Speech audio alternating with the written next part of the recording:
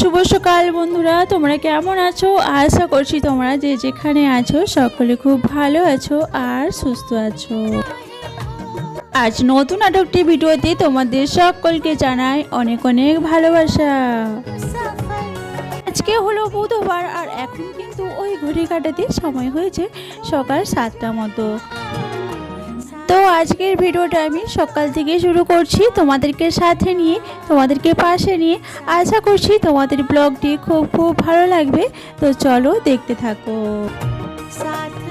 আজকে সকালে উঠেছিলাম ঘুম থেকে ওই সকাল 5:30 নাগাদ। তো ঘুম থেকে উঠে ওই যে রোজকারের মতো যে কাজটা থাকে, আগেই বাসি ঘরটা ঝাড়ু দিয়ে বাসি কাপড়টা চেঞ্জ করে রান্নাঘরে চলে আসা। তো এটা আর নতুন কি বলার আছে তোমাদের কাছে, তাই না? তো যাই হোক, ওই যে বড়মশাইকে পাঠিয়ে দিয়েছি অফিসে। তো ছেলে এখনো স্কুলে যায়নি, ছেলের এখনো টাইম হয়নি। তো ওকে একটু পড়াচ্ছিলাম তোমাদের দাদাভাইকে অফিসে পাঠিয়ে দেওয়ার পরে। আজকে ওর ম্যাথের পেপার আছে, তো তাই জন্য ওকে একটু পড়াচ্ছিলাম সকালবেলা। আর বাবুকেও কিন্তু ডেকে দিয়েছিলাম ওই সকাল 6টা নাগাদ। তো উঠে একটু পড়াশোনা করছিল, তারপরে এই যে ফ্রেশ হয়ে স্কুলে যাবে এখন। আর এই যে দেখো ঘরে ঝাড়ুটা লাগিয়ে দিয়ে এই যে বাবুর জন্য স্কুলের ড্রেসগুলো রেডি করে দিচ্ছি। ও একা একাই পড়তে পারে, তো একা একাই পরে নেবে।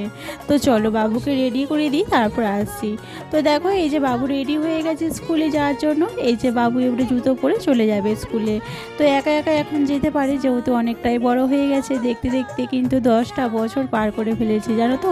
তো এখন মনে হয় কোন দিক দিকে সময়টা কেটে গেল। তো যাই হোক, এই তো চলো এই যে সকালে সব কিছু কাজকর্ম সেরে চলে এসেছি রান্নাঘরে রান্না করার জন্য।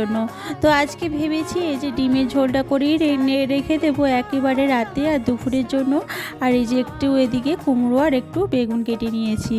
আর এই যে আমার এখানে ভাতটাও হয়ে গেছে, আর এই যে ডিমের ঝোলটাও হয়ে গেছে। আর দুঃখের বিষয় হলো তোমার দাদাভাই আজকে খেতে আসবে না। আজকে আমি ডিমের ঝোল দিয়ে আমি আর বাবু খেয়ে নেব। ওই যে বেগুন আর কুমড়োটা রেখে দেবো, আজকে ভাজবো না, যেহেতু বড়মশাই আসবে না। তো আমরা এই তরকারি দিয়ে খেয়ে নেব। তো চলো তবে খেয়ে নিই। দুপুরে খেতে আসেনি, আমি ফোন করে বললাম তুমি একটু কিছু কিনে খেয়ে নাও। আর সত্যি কথা বলতে কি বলো তো, হাজব্যান্ডের খেয়াল তো আমাকেই রাখতে হবে। আর ওর কেই বা আছে আমি ছাড়া? আর ও ছাড়াই বা আমার কে আছে, তাই না বলো? জন্য জানো তো, আমরা সব সময় দুজনের খেয়াল রাখি। আমাকেও না খুব কেয়ার করে, তার জন্যই আমি এত কষ্ট করি ওর জন্য, জানো তো। সবসময় ভাবে কি ওর পাশে থাকবো, যত কষ্ট দুঃখই হোক আমি ওকে ছেড়ে কোনো দিনই যাব না, বা ও আমাকে ছেড়ে কোনো দিন যাবে না। ওকে আমি সাহায্য করব। আর সেই জন্যই কিন্তু আমি আজকে ইউটিউবে এসেছি গো।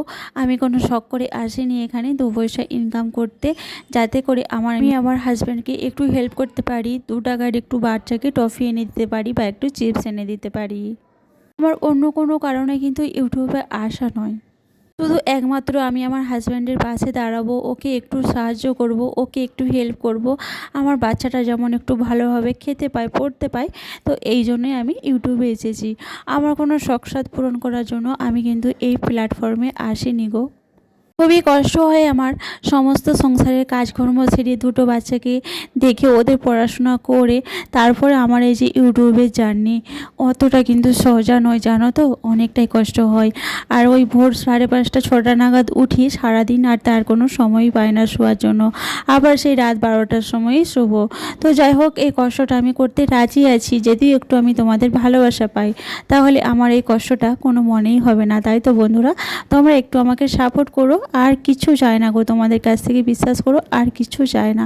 তো এই যে আমাদের খাওয়া দাওয়া সব কমপ্লিট হয়ে গেছে, এবারে আমরা শুয়ে নেব। কারণ এই যে বড়মশাই অনেক ভোরবেলা থেকেই উঠে সারাদিন খাটাখাটনি করে।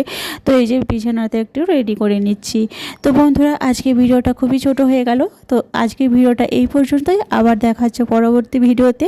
তোমরাও খুব ভালো থেকো, সুস্থ থেকো। আবার আসছে একটা খুব শীঘ্রই নতুন ব্লগ নিয়ে। Tata, bye bye.